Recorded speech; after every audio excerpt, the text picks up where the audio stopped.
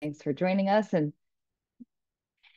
thank you so much to all of the students from all the APSIA schools for joining in today, and for everybody who has helped to plan this great week. I know there have been a lot of events this week, so I hope that everybody had a chance to attend as many of those as you were interested in, and we're really looking forward to the session today with our guest speaker, Josh Duty. So today's session is on salary negotiation. So to give a quick intro to Josh, he studied computer and electrical engineering at the University of Florida and later went back to get his MBA. He started working as an engineer, switched to more business focused things like project management and consulting, and eventually moved over to salary negotiation coaching for high earners, which he does full time. Some fun facts about him. He initially wrote his book, Fearless Salary Negotiation, as a fun passion project and didn't intend to do much else beyond that.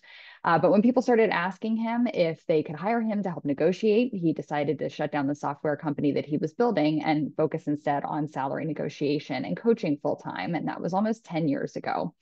He also likes playing pickleball and plays as often as possible and gives lessons to beginners and intermediate players who want to learn the game. So if you have any pickleball questions, in addition to your salary questions, he could potentially answer those as well. So I'm going to turn it over to Josh. And what we are going to do is he is going to go through the information that he has to present today, and then we will have time for Q&A. So if you want to drop questions that you might have into the chat when it comes to that portion, we can then go ahead and read them and move through those. So with that, Josh, I will turn it over to you. Great. Thanks so much, Emmy. It's good to meet everybody, and I'm glad that you're all here. I hope that you'll find this session useful. Before I get started, let me just say that I understand, many of you, some of you are in the United States, here in the US, and you're looking for work here, and some of you are outside the US and will be looking to come here to work. And I just wanted to say that I think that everything I'm going to cover today will be useful for you. If not a little unusual, most people in general hear what I have to say and go, huh, and that's why my book is called Fearless Salary Negotiation. It makes most people pretty uncomfortable. So hopefully this will be useful to you. And certainly when we get to questions, if there are questions that you have about your situation or anything that I can clarify, then please do ask them. I leave plenty of time when I give talks like this for questions at the end. And so hopefully I'll cover most of the really pertinent things, the specific things that you would need to know about and how to negotiate and that kind of thing. And then also I'll have plenty of time for questions, and I look forward to your questions. So please do stick around, put your questions in the chat so that we can have them queued up when it's time to answer them. And hopefully this will be a really productive session for everybody. So I'm going to go ahead and share my slides here, and just let me know if you don't see them in just a few seconds. I'll let you know when they are up. Okay, you should be seeing them now. Yes, they're on there. Great. Okay. Okay, so as Emmy said, I'm going to be talking about salary negotiation today. I'm going to talk about a few other topics, but primarily we're going to talk about how to negotiate job offers that you're going to get when you go to a new company. And see if I get the controls work. There we go.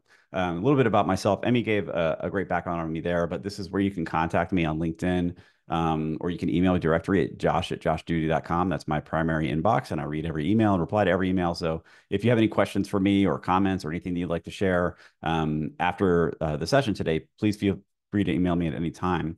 And then also my website is fearlessSalaryNegotiation.com. I'll also put this slide up at the end while I'm answering questions, so you'll have a chance to kind of refer back to this later. But I just want to give you a sense of who I am. As Emmy said, I've been doing this for about a decade now. It's really fun. I love doing it. And I like to help people maximize their compensation, which for me and for many people that I've talked to has been a kind of a scary thing in the past.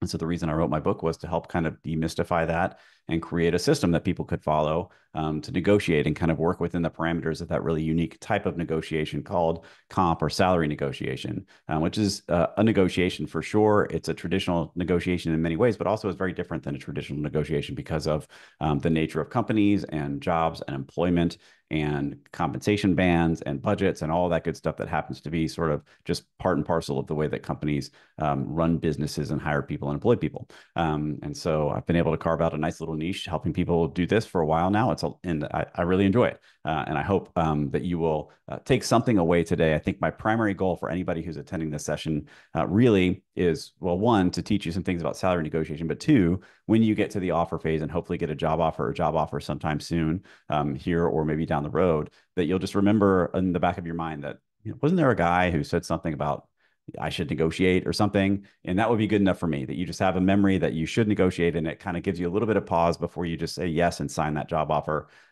so that you can hopefully improve your offer and get paid what you're worth.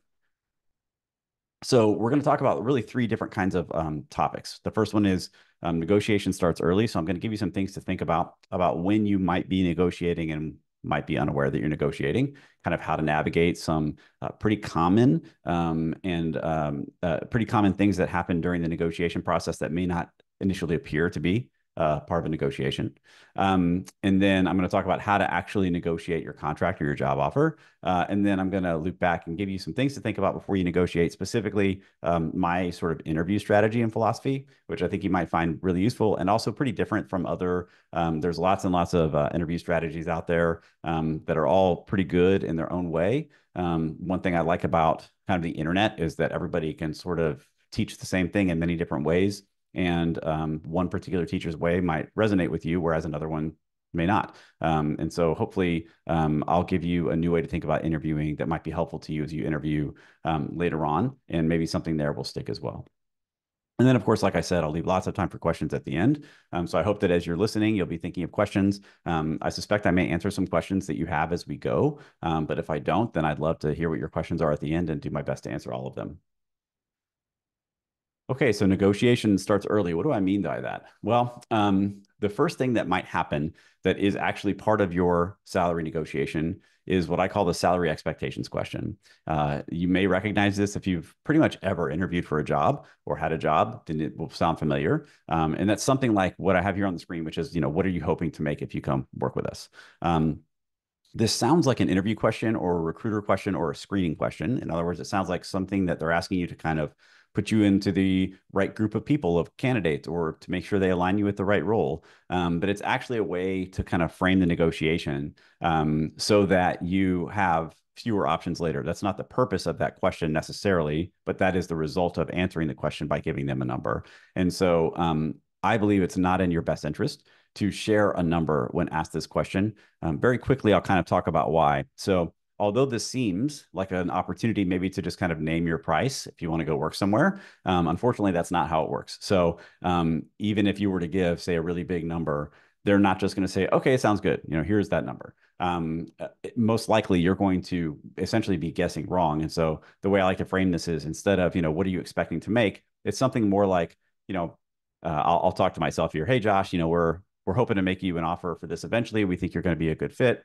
Before we do that, you don't know anything about our budget for this role, or how long we've been trying to fill the role, or what the value of the role is to the company, or how many people we're interviewing for this role, and a lot of other things. But even though you don't know all those things, why don't you just take a wild guess what we might pay you to do this job if we hire you? And of course, you're pretty much always going to guess wrong on that. A lot of times you'll guess low, which is bad, because you'll guess under what they would have paid you and just cost yourself money outright. Sometimes there's a sneaky version of this where you'll guess low, and they'll actually give you more money than you asked for, which will make you think, wow, I'm even more valuable than I thought. But really what you did was you guessed underneath the bottom of what they could pay you in their system. And so they're going to pay you more because you guessed so low. Obviously, the implication there is that maybe you could have guessed a higher number and done even better. Or you might guess so high that they say, oh, wait a minute, maybe you're not the right candidate for this role. I don't know if we can afford that. And they kind of short circuit the process and maybe stop it early, which of course you don't want to happen. One of the interesting things about interviewing is, as you interview, you may actually be able to sort of persuade them that their budget needs to expand to allow for you to join their team. Because as you interview, they realize that you might be really well aligned for the role. You might add a lot of value. They'll start to become a little bit nervous that they won't get to hire you. And so they might think, maybe we need to expand our budget or find a little bit more budget to accommodate this person so that we don't lose out on them and have to go back to the random market and hopefully to find somebody that's at least as good as this person.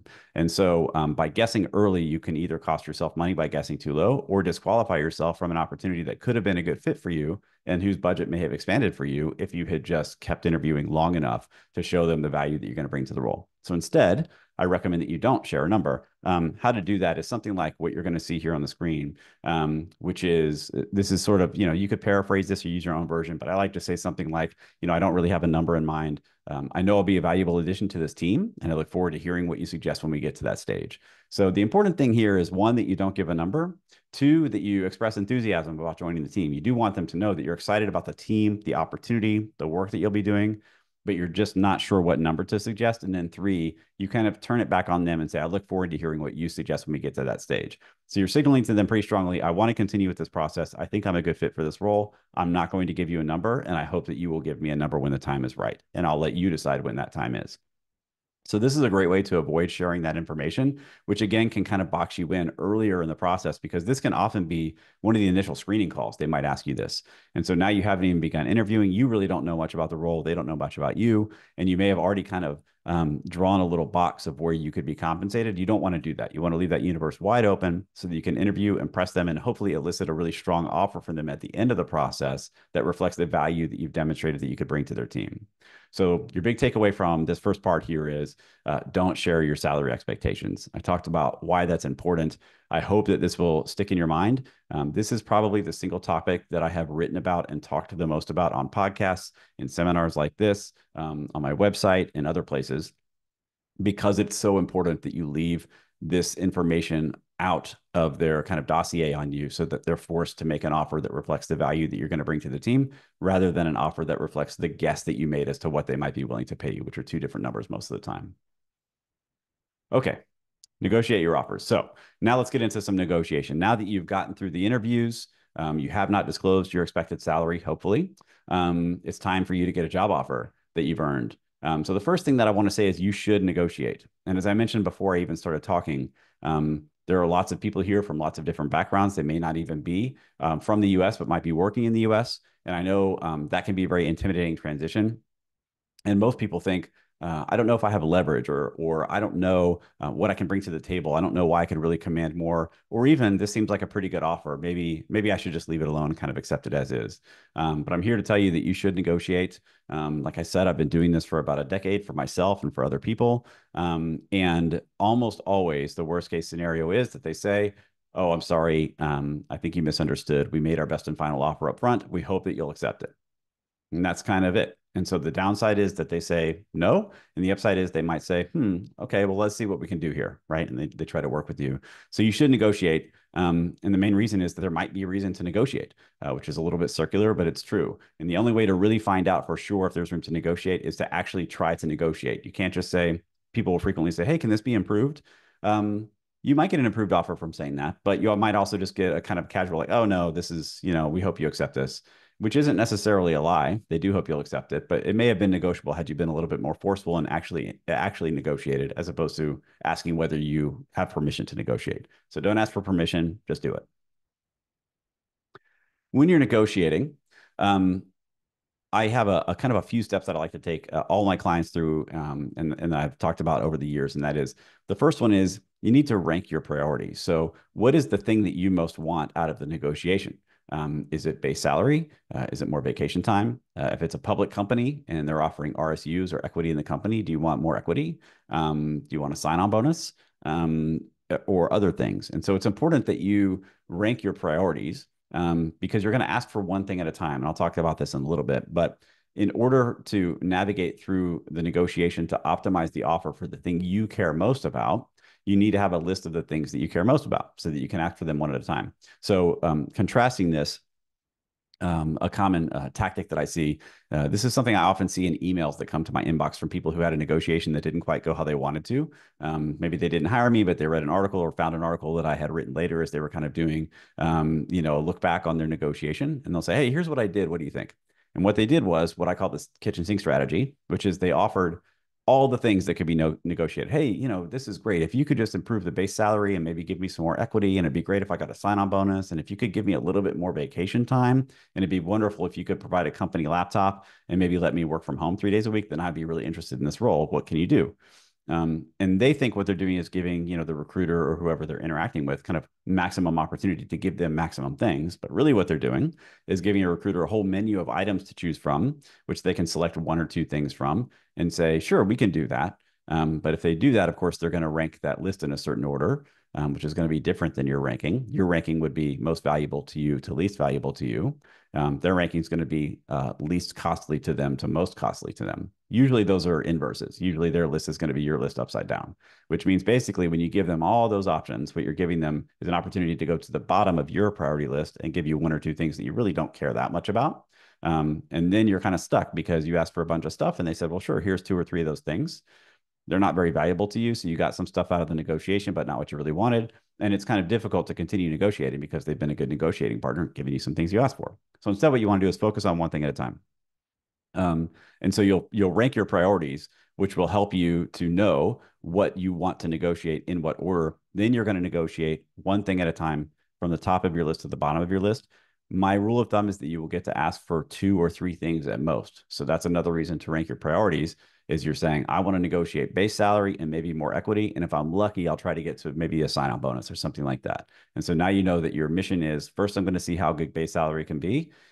If I can max it out, that's great. And if I can't quite max it out to where I want or what I ask for, then I can go and ask for equity. And if I can do the same thing there, I get all the equity I want, maybe I'm done. And if I can't get all the equity I want, maybe I drop down and I try to get a sign-on bonus to kind of fill some of the gaps. So that may be one kind of tactic or strategy that we'd use based on the ranked list of priorities that you created before you negotiated.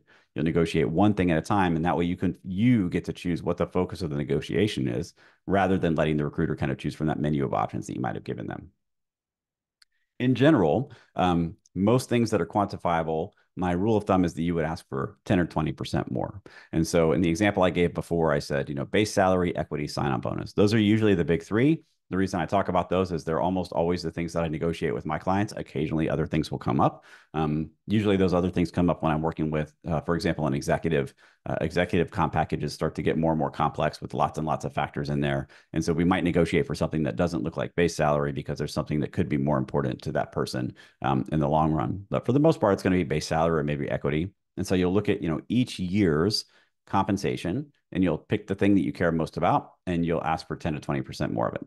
So for example, if you were offered a job at, let's say, $80,000 a year, and you were going to negotiate that base salary, then you would ask for $88,000 to $96,000 a year. That's your 10 to 20% range.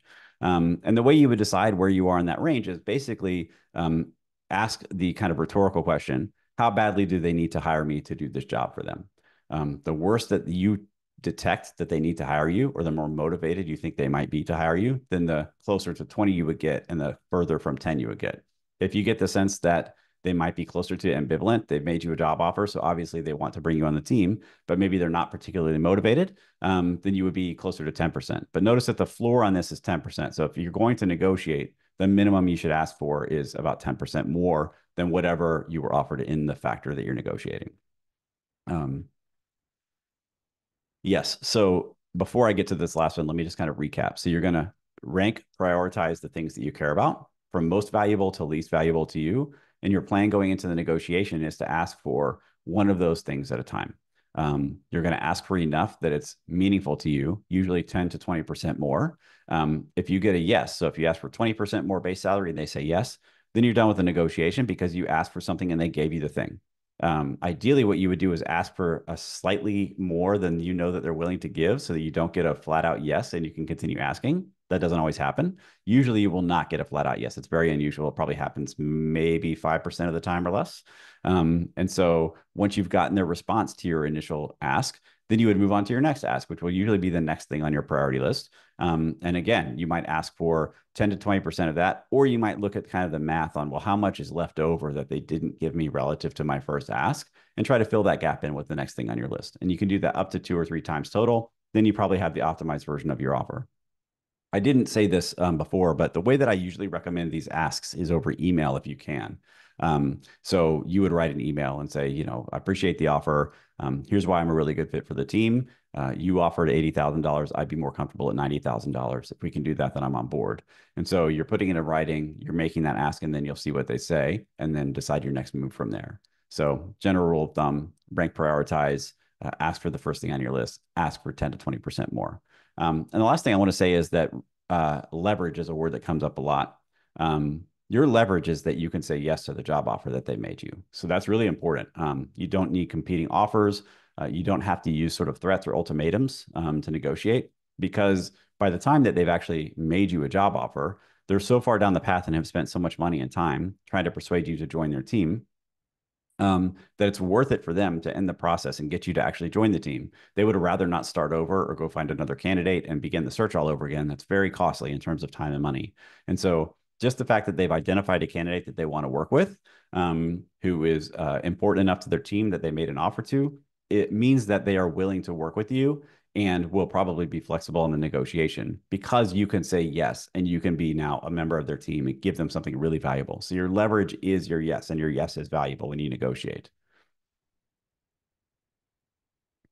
A couple of things to think about before you get into the negotiation. First of all, a concept I call positioning. So I mentioned earlier that I was going to talk about my my interview strategy. So as I mentioned before, there are other interview strategies. I think they're all good in their own way. And most of it comes down to kind of what resonates most with you and your style, and what do you hear that clicks and you say, yep, that really works with the way that I think about interviews and conversations and kind of making progress on things. I like to use a thing called positioning. The main reason I use this is that my negotiation style, we didn't talk a lot about this because we're being very tactical today, but when you're asking for that 10 or 20%, your basis for that is not, market data or what the market says your value is. Your basis for that is the value that you personally bring to the team. So when you apply to a job, your resume with other resumes will be kind of put into that pile, and you'll be selected out of the pile for an interview, and you'll have a conversation. Everybody's resume in that pile looks pretty similar, which is why they're in that pile. You have a similar set of background and skills that apply to the job. But what you want to do is convince them that you will bring unique value because of other skills or other background or other interests that you have. And so in the interview, what you're trying to do is align your unique skills, background, experience with the role itself that you're going to be filling. So that's the negotiation strategy. Is not, well, the market data says I should be paid more, so I'm asking for more. It's, well, you made an offer that looks like an offer that would probably go to a generic person in the market, but I'm not a generic person. Here's why I'm unique. Here's the unique value I bring. It's my value proposition. Therefore, I think that a higher comp would be merited. What do you think? That's basically the strategy. The nice thing about positioning is it kind of resets the table for that. So positioning is the same thing. It's you describing what your value proposition is to the company and how you're going to help them, so that they're persuaded that you're the right person for this role. And so by using positioning, not only do you stand out from the other resumes in that pile that I mentioned earlier by being a unique person who has skills and abilities and value that you bring to the team that isn't necessarily reflected on that piece of paper called a resume, but also later in the negotiation, you can continue to use this value-based approach to also describe how you should be more valuable than what they offered and negotiate the job offer to see what the best version of that is to persuade you to join the team. So how do you use positioning? The first thing that you have to do is identify their goals. And so positioning is really a way of saying how you're going to help someone do a thing and what the value of the thing that you're going to help them do is. So it's X for Y. So even off the top of my head, you could be, if you were a plumber and you were describing like how you would help somebody, you could say, I'm a plumber, my hourly rate is $100 an hour. And that's good. I mean, there are lots of plumbers. And so in that sense, they might have a big pile of plumber resumes or people they're looking at on Yelp or wherever they're finding their plumber, on Angie's List or one of those other sites. But if you say, well, I'm a plumber for people who live in single family houses and who have a deadline that day that they need to resolve something quickly because they're whatever is going on. They're having a party that night at their home, or they need to sleep that night. And so now that plumber has differentiated themselves. They're the plumber for people who live in single family homes and who have urgent needs, right? And so now if people are looking for plumbers, sometimes that plumber is not going to be the right plumber for them. But sometimes they're going to say, wow, I live in a single family home. I do have an urgent need. I need this to be done because I have to make dinner for my family tonight. And so I'm going to hire this plumber as opposed to some other plumber because I don't know for sure that they're available. Maybe they specialize in multifamily units like apartment complexes or something like that. And I don't really want to think about that. So you can kind of do that same heavy lifting for companies that you might be interviewing for by first identifying what their goals are. So what are they trying to accomplish by hiring someone? is the first thing that you want to do. And so you're thinking through, what is the person that I'm talking to? What are their goals? Or what is the company in general? What are their goals? When you initially start the interview process, you may not know the hiring manager or any of the peers on the team, but you have access to their website and maybe their financials publicly. If they're a public company, their 10K or their 10Q, where they talk about what their company is doing. Maybe their website has their mission statement on it. They might have a social media presence or post on LinkedIn. And so you can read about them and say, well, what is this company trying to accomplish here, right? They build widgets, but who do they build widgets for? Where do they build widgets? What kind of widgets are they? What's the use for the widgets? Who's the market that they're trying to sell to? And all those good things is you can learn more about what they're trying to accomplish. And then you can start to think about, well, how can I help them accomplish those things? And just by having those thoughts and like kind of implementing or incorporating those thoughts into your answers to interview questions, you're going to stand out from the other people who are just saying, let me show you a bulleted list of experience and education that I have on my resume. That's very different. The other thing that they might be thinking about is challenges. So they're trying to accomplish some things as a company, as a team, as a manager, but they also are experiencing challenges as a company, a team, or a manager. So there are things that are preventing them right now from accomplishing what they want to accomplish. Either their budget isn't right, or they're moving slower than they want to move, or they're running into challenges with supply chains, or whatever that is. And so your job is to figure out what it is that's preventing them from doing that. And again, this might be something that you could find. Like I said, public companies in their financials will describe, they use the word headwinds a lot. That's a nice buzzword that you can look for. But what are they describing as headwinds? What's slowing their company down? And if you can just get a general sense of what it is they care about accomplishing, what their goals are, and what's preventing them from accomplishing their goals, then when you're answering questions in your interview, then you can incorporate those things and describe how you'll help with each of those things so that you will stand out from other people who are. Most people will interview and just kind of describe what their resume says. So this is my background. I studied this technology. I have this degree from this program. Those are all useful things, and that's why you got the interview. But once you're in the interview, your job is to say, well, I'm different than the other candidates that you have also identified using those same criteria that you used to identify me. Here's how I can differentiate myself. I understand what you're trying to accomplish or what's keeping you up at night. I understand what's preventing you from accomplishing those things, and I can help you to accomplish those things and become a better company, a better team, a better manager, whatever that is.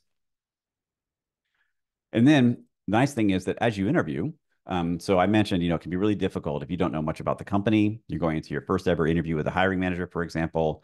You're going to go in cold, but you can at least find some general information about the company, their mission statement, what they're trying to accomplish, and maybe some things that are slowing them down. And that may not be specific to the team, but at least it shows that you care about the company and what they're trying to do. And you've done a little bit of homework, which immediately also differentiates you from most other candidates. But in the interview itself, usually a good interviewer will get through the end and you'll have a little bit of time left and they'll say, hey, I've been talking for 10 or 15 minutes, 20 minutes, 30 minutes. Do you have any questions for me before we wrap up? I want to give you some time here. And your question could be, what are your goals? What are your challenges? What are you trying to accomplish right now? What's keeping you up at night? What's bothering you? What's slowing you down? And the nice thing is that most managers and most people who are doing interviews will be very eager to talk about these things and give you lots of good intelligence that you can use for future interviews, because that's probably what they were thinking about immediately before your interview. And that's what they're going to go back to thinking about as soon as they finish interviewing you. As the interviewer, you've probably been losing some sleep and prepping and doing your homework and trying to get ready for this interview and really focus on it for days or weeks sometimes. For the interviewer, unfortunately, it's not like that. They usually are just doing their job and then they get an Outlook calendar notification that says interview with Josh in 10 minutes and they maybe panic a little bit and say, oh no, I told who's Josh? I forgot totally, do I have his resume? And they start scrambling. And by the time they're actually looking at you on Zoom or Teams or whatever, they probably didn't know who you were until a couple of minutes ago and they just pulled up your resume and they're skimming it real time while they're talking to you because they were trying to accomplish goals and overcome challenges they were experiencing before they talk to you. And that's what they're going to go back to after you talk. So they'll be very eager to tell you about all the things that they're working on right now and how you could help the team if you join them. And so you can ask for that information, you can kind of bank it. And then in your next interview, now you have more specific intelligence that you can use that's better than the broad information you might find on their website.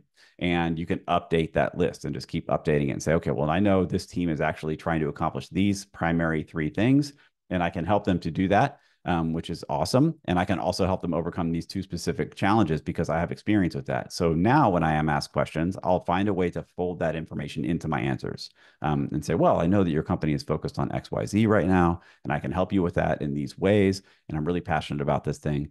And that will help you, again, to stand out from all the other people who are just another resume in a stack of resumes. Okay, so that's my interview strategy. the last thing that you need to keep in mind before you get job offers is to figure out what your minimum acceptable salary is. So earlier I said you should not share your salary expectations. You should tell them you don't have a number in mind. You look forward to hearing what they suggest. Now, out of the other side of my mouth, I will say you should have a number in mind. It's important for each role that you're considering that you know what the minimum number is that they need to meet in order to persuade you to join the team. This is important because having this minimum acceptable salary in mind before you get an offer will help you to objectively evaluate the offer that you receive, so that rather than just a lot of times, especially if it's your first job out of undergrad or grad school, the numbers that you'll see, especially relative to what's frequently a negative income, essentially, when you're in school, you're spending money to be educated a lot of times. The number that you'll see as a job offer will be a very big number and kind of wow you. And while that's really good, it could be that your reaction to that isn't because the offer itself is objectively good. It could be because it's just more money than you're used to having come into your bank account. And it would feel really good to have that money coming into your bank account. And so instead, if you set your minimum acceptable salary before you get the offer, then you can objectively compare the offer that you got to what your minimum was. And that will help you to categorize what kind of negotiation you're going to have now. And so, for example, earlier, I used the number $80,000 for an offer. So let's say that the offer was for $80,000, but you had set beforehand, your minimum acceptable salary was $90,000. Well, you're a little bit below that. So you've got some work to do. The good news is that you can negotiate and hopefully get above 90,000, which is your minimum, and make that 80,000 become 90,000 plus, and that can be acceptable. On the other hand, maybe your minimum acceptable is only 70,000. And so you get the offer for 80,000 and like, wow, you're way ahead of 70,000 already. This is great. You don't have to work very hard.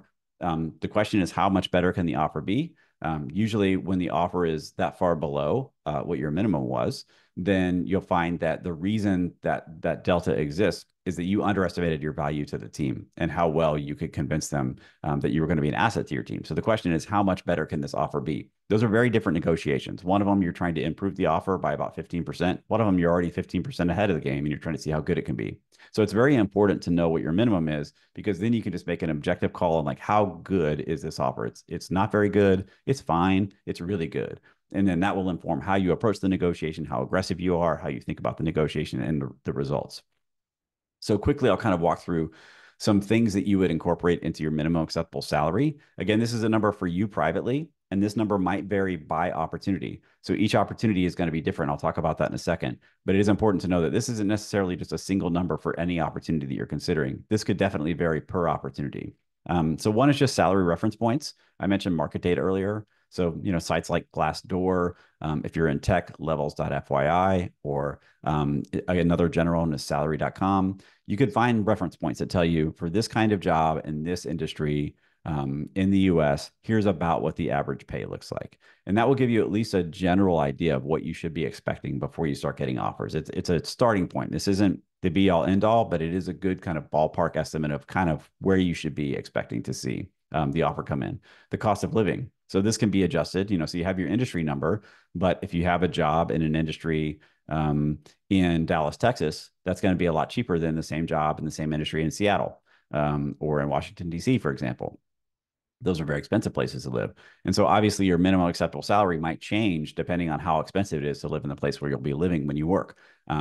And if you have other opportunities, then you can incorporate those into your minimum acceptable salary. If you have exactly one opportunity and it's very important that you get a job very soon, you might have to be a little bit more conservative in your minimum. You might have to be more accepting of a lower number. If you have lots of opportunities, you're not super eager to take the first one that comes along, you might have a higher minimum acceptable salary because you can afford to wait a little bit, be a little bit more selective, and look for the opportunity that's exactly right for you.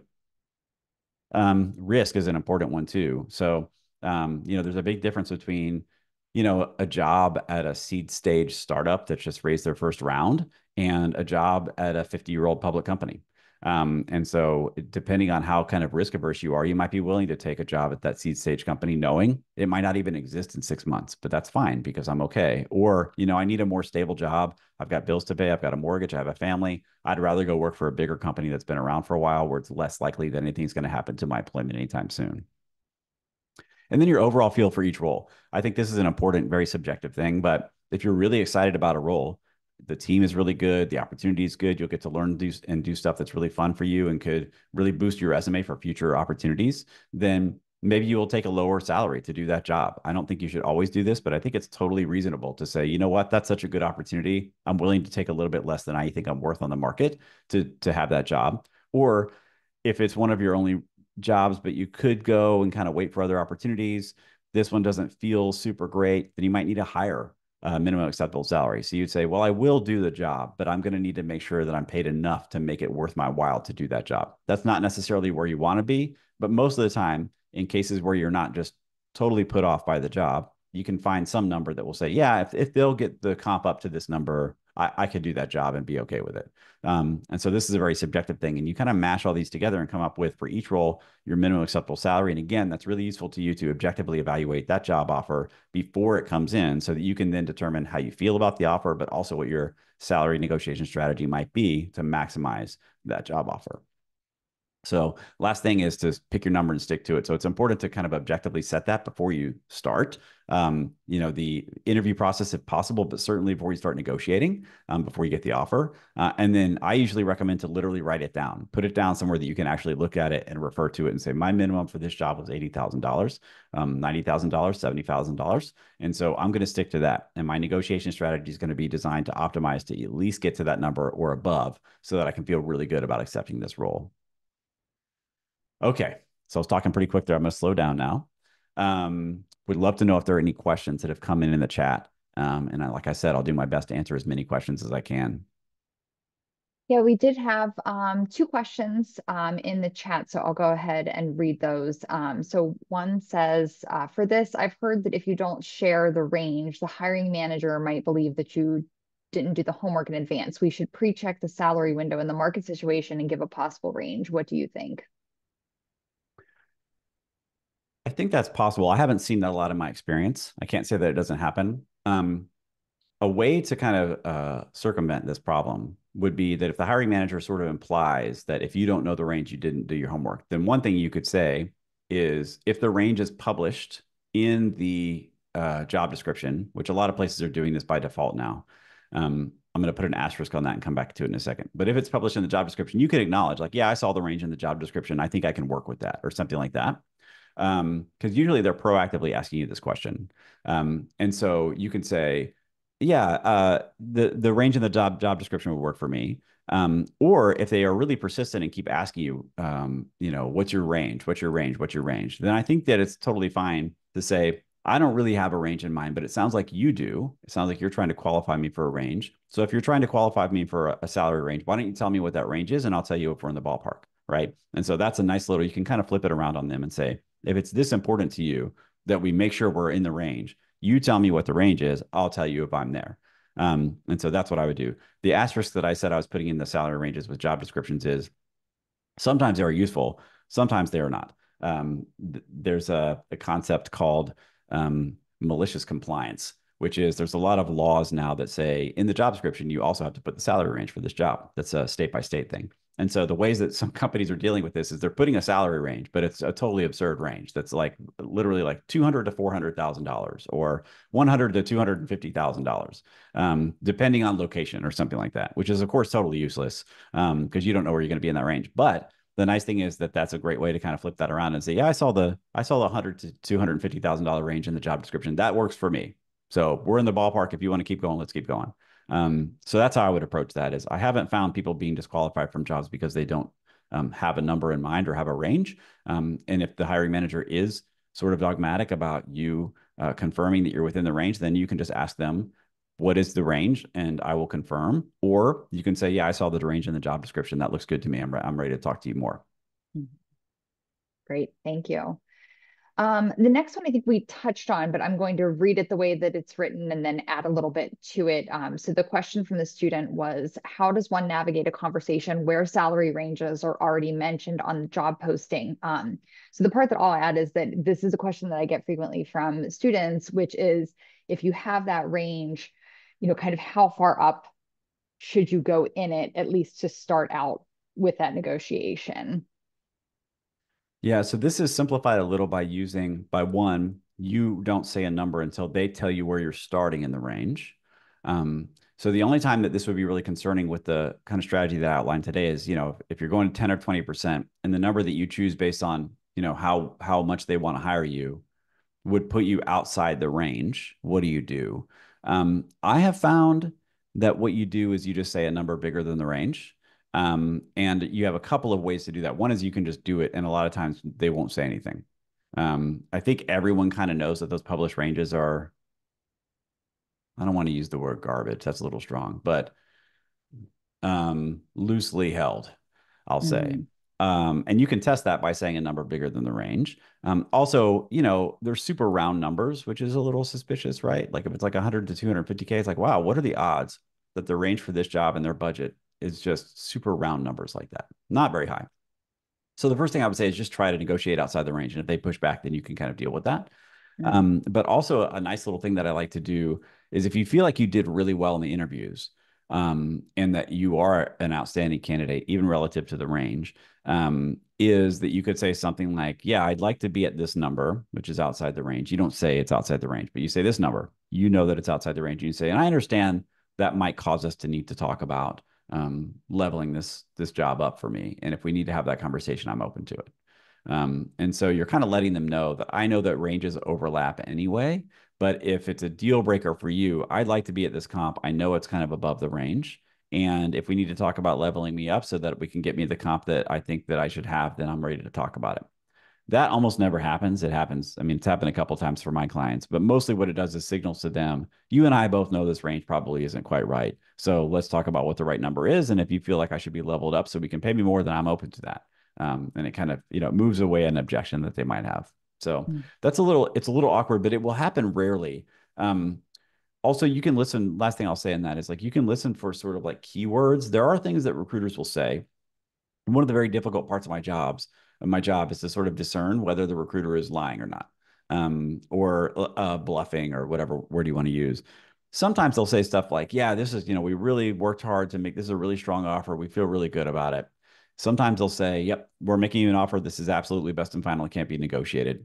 And part of the job of the negotiator, of you in this case, is to figure out like, how much do I believe them? What signals are they sending me? Mm-hmm. The best way to do this is to get reps, but also like the firmness of their language. They will often leave wiggle room when there is wiggle room. So when they say something like, we really worked hard to make an offer that we thought would impress you, that doesn't tell me anything about how much negotiation there is. And if anything, it implies there is room for negotiation. If they say explicitly, we talked about it, this is the absolute best offer we can make you, we can't go any higher than this, and we hope you'll accept it. Here's your offer. If I had no other information, I would think it's more likely than not that they're telling the truth, because recruiters don't usually say that kind of thing. So there's stuff like that where if they're making you an offer that's near the top of the range, they might also pair that with, we did really good here. We think you're going to be impressed with this offer. What do you think? And what that tells me is, let's find out how high that range goes. Or they make the same offer and they say, we know that we're really close to the top of the range. We don't think we can get any higher in the range, and we hope this is the best that you can do. And all that does is tell you that not that you shouldn't negotiate, but maybe you'd be a little bit more conservative. And again, they've made an offer. They've invested a lot of money and time. Most likely, if you negotiate even outside of range, if they're real with their top end range, they'll just say, oh, yeah, that's above range. The best we could do is this. And then you can kind of say, well, can we do the top of the range? And so you have room to kind of work there. So I use those ranges as sort of a guide.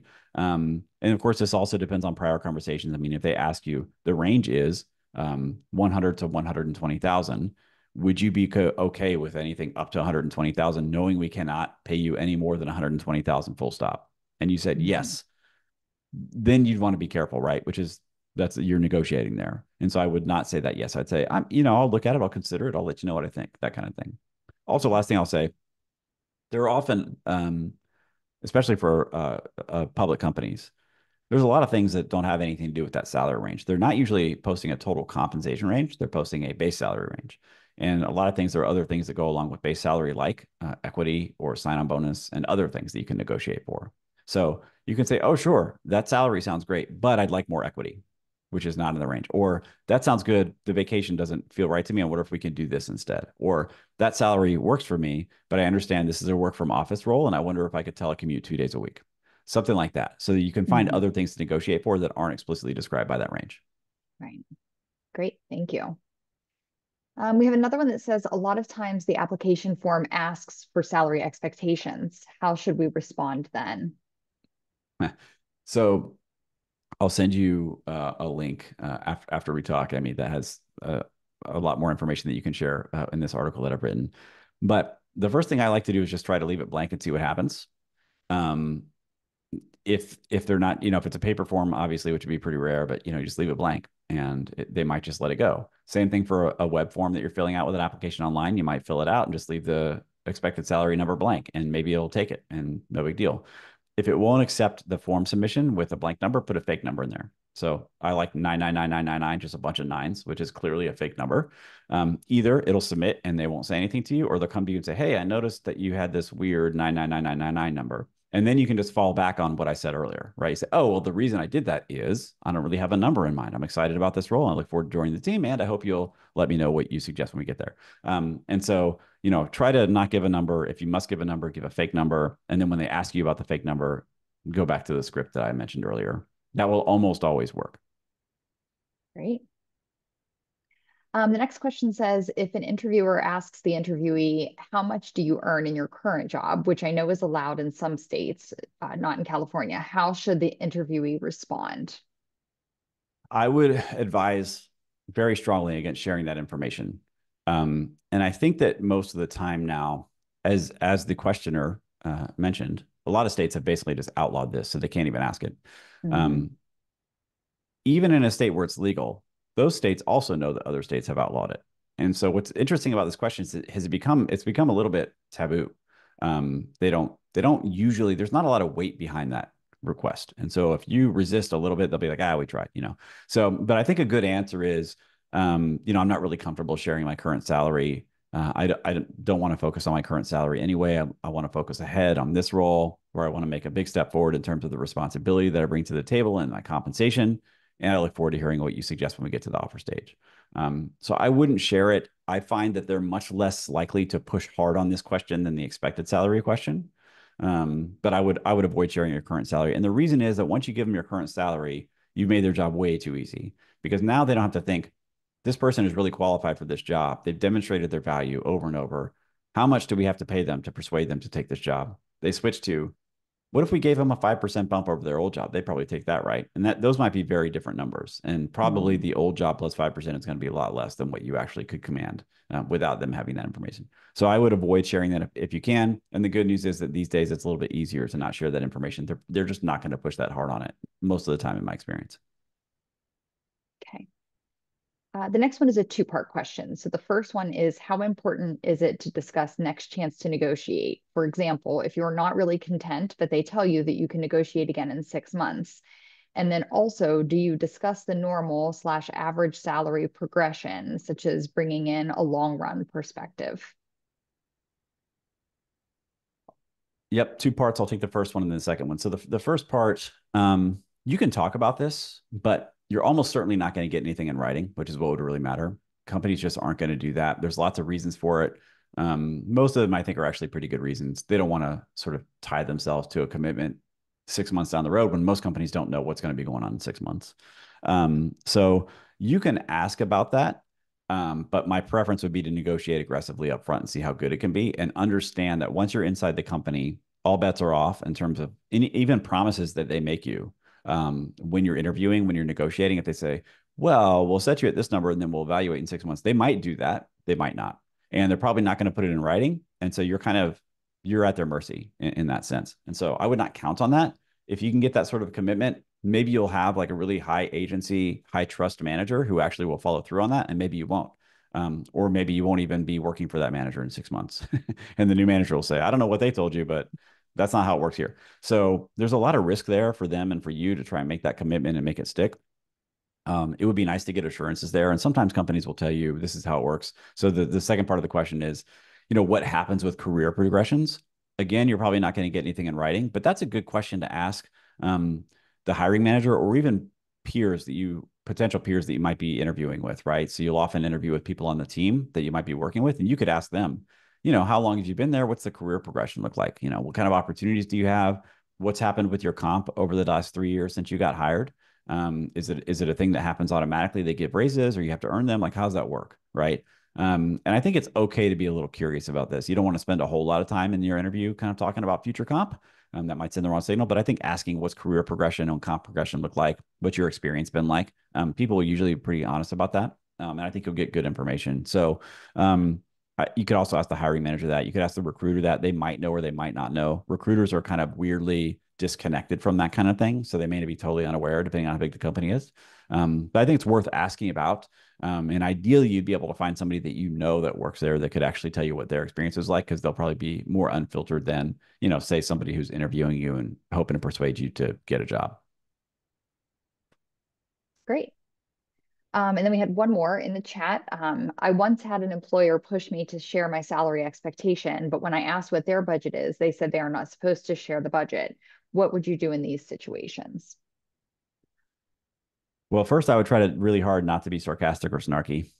I mean, because that's a little, gosh, I mean, I call it information asymmetry. You're just one person with basically one valuable piece of information in that case. Your valuable piece of information is what you expect to make. That's your secret.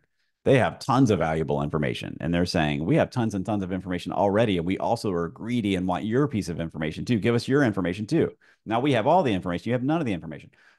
So I would still push back and say, well, eventually, so this is, but not what you'd say to them, but eventually somebody's got to put a number on paper and make an offer. And they are in a better position to put a better number on paper than you are with the guessing that I mentioned earlier. And so if you have said, well, tell me what the range is, and I'll tell you if we're in the ballpark, and they say, I'm not allowed to tell you the range. I need you to give me your salary expectations. I would start to question, for example, this sounds like something that like a headhunter might do or a sourcing firm, not an internal recruiter. Most internal recruiters will say, look at the job description, or level 65 for this job pays XYZ to, ABC. And so if you're working with like a headhunter or recruiter or a sourcing firm that's placing you at other companies, and they won't give you ranges for the roles they're trying to place you in, then I would maybe find a different firm to work with, first of all. They should be more open. Hey, here are the roles that we're thinking about placing you in. Here's the comp for those roles. How does that sound to you? Are you interested in those roles? We think we could get you those jobs. If it's an internal recruiter, then I would probably just say, you don't have a number in mind and you have a lot more information than I do. I really don't have a number either. Especially, this is the nice kind of trump card that you'll have as grad students. Many of you I know are grad students. You literally don't know how comp works in that world, especially if you're going like to the private sector, or, government stuff is published online. So it's easier to find the range. But if you're going to a private company and you're coming from grad school, who knows better what the private company pays people? The person who works at the private company already, or you coming out of grad school applying to the private company? Probably the person who works at the company. So I would push back on that and say, well, I understand. It doesn't bother me that we don't know the range right now. I'm looking forward to hearing what your compensation team suggests when we get there. I don't have a number in mind, and I'd love to just continue talking about this and exploring the opportunity. So that's how I would approach that. That's a case where I'll tell a very quick story. So I recently worked with a client. These numbers are pretty big, but I'll give the real numbers. So I had a client who was going to a big tech company. The recruiter at the big tech company would not give us an offer, numbers, a salary range, anything like that. And so, and kept insisting, I don't know, I need you to give me a number so I can take it to the comp team. And so we went round and around with this recruiter probably 3 or 4 times, where they would say, can you give us a number? And we would say, I have no idea. I don't have a number. I'm coming from this different industry altogether. I don't know. Just tell me what you think when we get to that stage. So we get there, we're prepping for a call, and we said, all right, well, it seems like she's actually never going to give us an offer unless we give a number. So let's think about what we think is a really big number. And that way, at least if we're going to say a number, it's probably well above what they would pay anyway. And we're not really losing out on this. But we're so far in the interview process and so close to the offer already, I don't think we can really blow the offer up. We'll just find out what she says. So we plan to go in. Our plan on going into this call is to ask for 675,000 total comp. So the call starts. The recruiter starts talking. And before we can say that, she says, I've been thinking about it. I'll tell you what I'll do. I'm going to go to the comp team. I'm going to suggest 800. Does that sound okay to you? 800K total comp? And of course, my client was 125 below that, right? And so we said, sure, go ahead, But again, like the recruiter had said repeatedly, I don't know what the range for this role is or what the pay is. And I said to my client, I don't believe her. I don't think it's possible that she is filling roles for this company in this position and she doesn't know what they pay. I don't believe it. So we resisted as long as we could. We got to a kind of an impasse. And it turns out she did have a number in mind, and she took that number to the comp team. So almost always, if they're telling you they don't know what the range is, my answer is, I don't believe you. And you can't say that to them directly, but you can say that with your actions and your words, which is to just keep saying, I'm not going to give you a number. Let's keep going. because it's very unlikely that they're trying to fill a role and they just don't have any idea what the compensation is and they can't get arranged. That just, Mhm. it strikes me as, if not an outright lie, then pretty disingenuous. Great. Let Thank me say you. something real quick. So a lot of my Hmm. answers to these questions, in general, sound like I'm a combative person and that I'm like trying to fight recruiters. That's not the case. I want to be very clear. Um, our role when we're negotiating a job offer that we got is to collaborate with the recruiter to find the best compensation for you that the company is willing to pay. And the recruiter frequently will be your partner in this endeavor. And so you Hmm. do want to be on their team as much as you can. Only when they start to do things that are disingenuous or they're outright lying to you do you have to kind of play hardball with them, which is like I said, when the recruiter says, I don't know what this job that I'm offering you will pay. I don't believe that. And so now the recruiter is not being a collaborator, they're being an adversary. And so then you don't want to treat them necessarily exclusively as an adversary, but you want to be aware that you have to do things that might be uncomfortable or might make them a little frustrated in order to continue advocating for your own best interest, which is your job in the negotiation. You're probably, in that case, you have now learned your recruiter is not advocating for you. You're probably the only person advocating for yourself, at least at that stage. Hopefully, later people that you interviewed with, like the hiring manager or other people, will also advocate for you behind the scenes. But in general, I like to model recruiters as a co-collaborator, somebody that we are working together with to find the best comp that we can get for this role so they can get what they want, which is to close this role, and that you get what you want, which is the best compensation possible that the company will pay for the role. And so you do have to work with them as a sort of teammate. Sometimes it can become a little combative, but hopefully you can avoid that. Usually the recruiter, in my experience, is the one who will drive that side of it. If the recruiter plays nice, we can totally play nice and have a good negotiation. If they start to say things like, I don't know what we pay people, then you have to use different tactics. Yeah. Yeah. We had one more question come in the chat. Do you have time for one more? Sure. Yes. Okay. So this will be the last one for today. It says if the interviewer gives a number during the interview and asks if we accept it, how should we respond? So I'm thinking that they mean like kind of like right there, end of interview, a number is thrown out. What's the response? So usually the way that I respond to this is, so first of all, I don't think I've ever encountered a situation where they actually need a response in real time. Uh, Job openings are just not that urgent. They don't need to know in 5 minutes whether they're going to fill this job. So that being said, the answer is something like, "Thanks so much for the offer. I appreciate it. If you don't mind, I'd like to take a day or two to think it over and talk about it with my family, and I'll get back to you as soon as I can." And that will 99.9% of the time be they'll kind of shrug and say, "Okay." Um, Usually, what they're trying to do is close the sale, and so that's a sales technique. It's a little bit of a pressure technique. That doesn't mean that you have to kind of cave to that pressure. So in their world, it would be wonderful if they say a number and you say yes, and they say, great, let's sign the paperwork, and they're done and they can move on to the next deal. Right. But that's not necessarily in your best interest. So if they do that, then what I would say to a recruiter who said, here's an offer, do you accept? I would say, this is great. Thank you so much for the offer. I'm excited about this offer. Let me take some time to think about it and talk about it with my family. I'll get back to you as soon as I can, probably within a day or two. That's how I would approach that. The nice thing about that is, and the reason I like the family part is most people just are not cold blooded enough to say, I will not give you a chance to talk about this offer with your family. You will tell me right now. And Yeah. because they don't actually